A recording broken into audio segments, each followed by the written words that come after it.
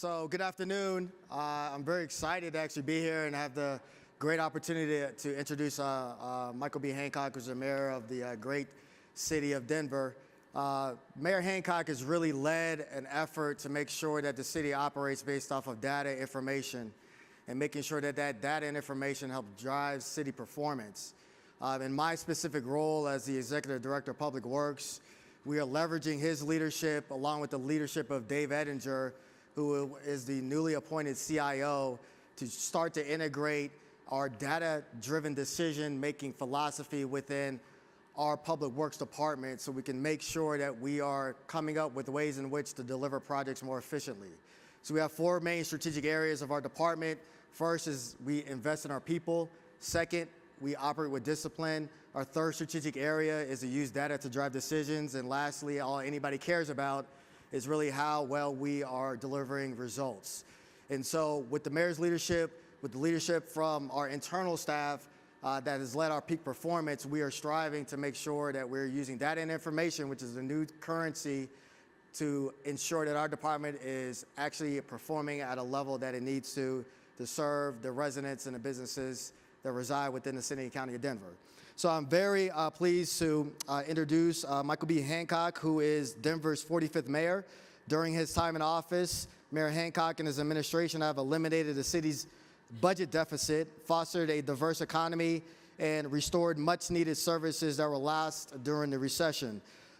With a drive toward increasing opportunity for every resident, he has prioritized innovative solutions and investing in city's children and youth, increasing mobility options, affordable housing and services for the homeless, supporting economic mobility, entrepreneurship and small business, and making government work smarter for residents.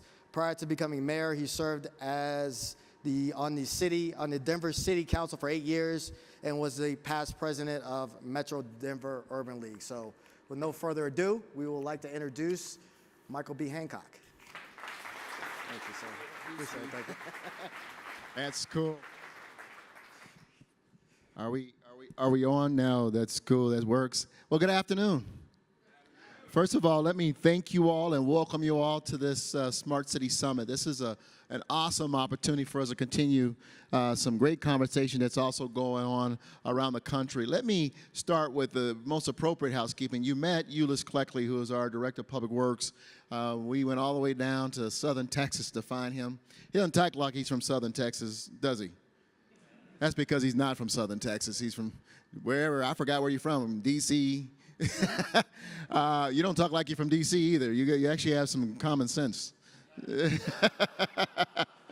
Let me acknowledge the great mayor from Cheyenne, Wyoming, Marion Orr. Where are you? Where'd you go? Thank you again for being here. Awesome, awesome, awesome. Mayors from around the country are doing this, getting on the smart city bandwagon, and really beginning to acknowledge the importance of our cities acting and delivering services in a very smart way. I'm going to move quickly into my interview, but let me thank WeWork, Aero Electronics, AECom, and the Downtown Denver Partnership for their support and sponsorship of this. We are here today because smart city means a lot of different things to a lot of people. And we certainly in Denver take it for a very broad swath that it is. I could stand here and give a presentation on what it means to be a smart city from the inside out.